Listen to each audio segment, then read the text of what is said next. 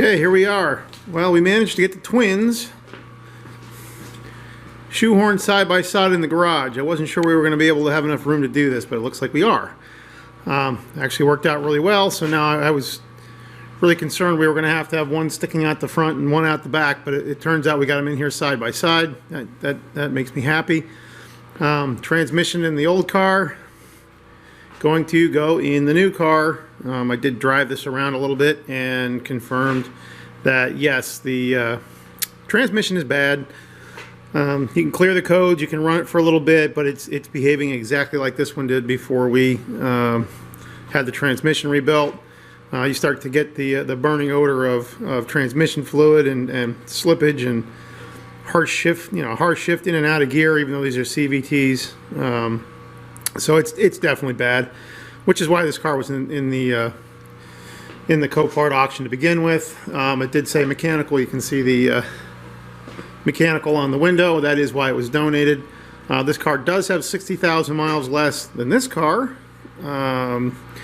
So I've been debating in my mind the procedure per the Ford manuals that I have. Lift it up on a lift, put on a support bracket, which you see that I bought. I did buy a support bracket. There's some other ancillary parts that you use to hang this motor that I don't have, and I don't know if I'm going to bother to get now that I'm really thinking about what I'm doing here.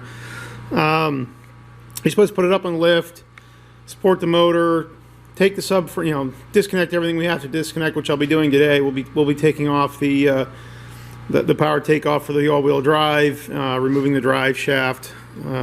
Per the procedures, you have to take off all the exhaust, you have to take off everything for the subframe, cat converter, basically a bunch of things you got to take off, and then unbolt the subframe and drop the transmission down from below. I'm guessing if I lift the front of this up high enough on jack stands, I probably could. You can see that I already removed the hood to make this whole job easier. I'll be doing the same thing on that one when I get to doing it. I'm debating in my mind back and forth and back and forth. I looked at a few other people's videos, and you can remove the transaxle out through the top. And given that I don't have a proper lift, even with cribbing and jack stands, the idea of being underneath this thing to drop something out really bothers me. I've certainly done transfer case work on my trucks, but they're up on all fours, up on my ramps, and they're up in the air, and they're not going to fall. So I don't have a problem being under those, and if they did fall, they wouldn't fall on me, so to speak.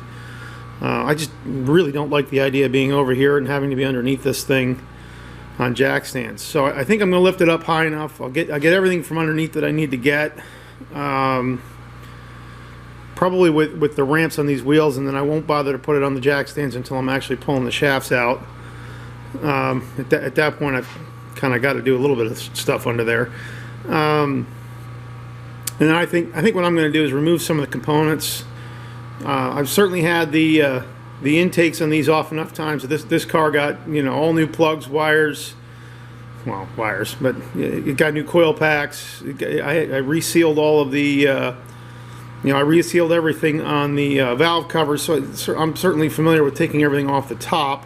In fact, I literally only did that a week before this car got wrecked, so I'm probably going to be taking all that stuff and putting it on this car anyway. So I think I'm making an attempt at taking this out the top. Again, I did buy the engine support. I think it's more a case, if I'm taking out the top, that means that this side's still going to be attached to the engine mounts for the subframe, so this side will be supported anyway. In which case I probably only need to worry about it on this side. I did have some nice, 2-post engine supports I got from Harbor Freight, but all the directions on this thing that I get out of the manuals was a 3-post. So I went ahead and bought a couple. I had to buy 2 because I need one for each car. I'll return the ones I got from Harbor Freight, and we'll do with the 3-post that comes out the front here. So I got it support this way, and which is what I think I need for this engine. And I'm going to guess that I can probably support it off of the anti-roll bar as opposed to the doing it out the head bolts the way they suggest. So I'm going to be taking everything off here and getting this cleared out. I think with the hood off of it, and maybe the intake and everything off, and the hoses off, and even if I have to take the water pump off, it's just, to me, it's not, given the amount of things you have to take off to drop the subframe, it's kind of a similar amount of stuff. I know some people said they've had problems with the ABS pump and the brake booster coming out the top, but I kind of don't think so. If you get this unbolted, slide it to the front and carefully come up with it. I have an engine lift. I think I can get this out the top. And I would be a lot more comfortable than being underneath. So that's our that's kind of an overview of what we're going to do. Transmission is going to come out of this car, go into that car. I'm actually going to do a double switch. Even though this is more or less a parts car, I'd still like to be able to kind of just move it around the yard. So the transmission, even though it's bad, it's going to come out of that one. And we're going to swap these two.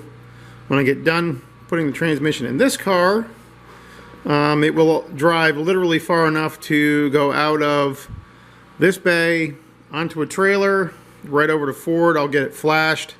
You have to do that with these CVTs on Ford. If you don't, you'll definitely run into some problems with the transmission. You can burn them up if you don't.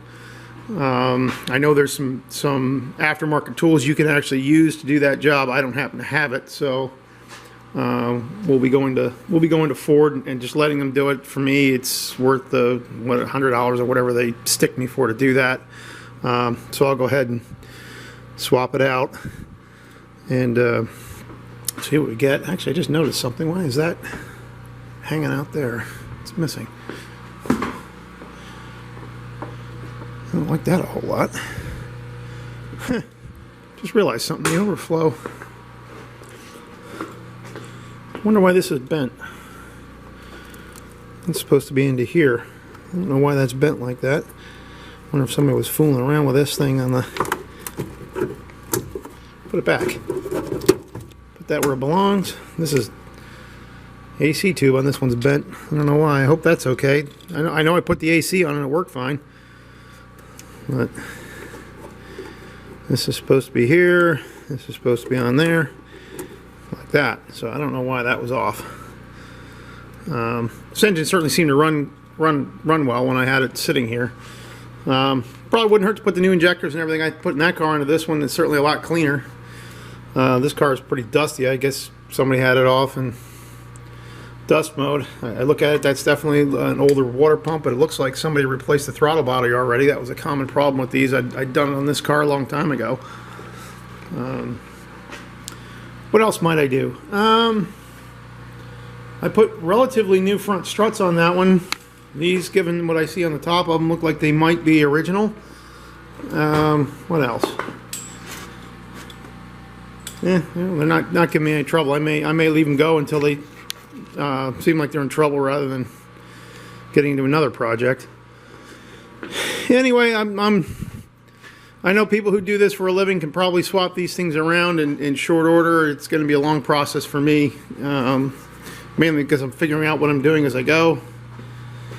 Recordings are for anybody's entertainment and, frankly, for me to remember where I took things off. Fortunately, I did buy the manual, so if I get myself stuck, I have something to refer to. So that's what we're doing. A little more history on this car. As I dig further and further into this thing, there's some things I'm noticing that are really, really bothersome to me. When I had this transmission rebuilt, it cost me upwards of I think it was over $5,000, which was worth more than the car, but the car was running so well.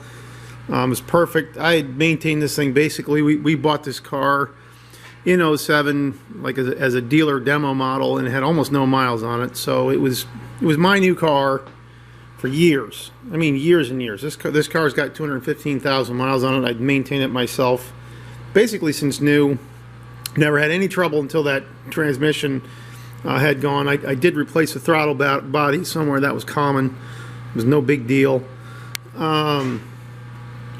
But as I get into this car further and further, I'm noticing things that I am not happy with the transmission shop who did the work on it at all.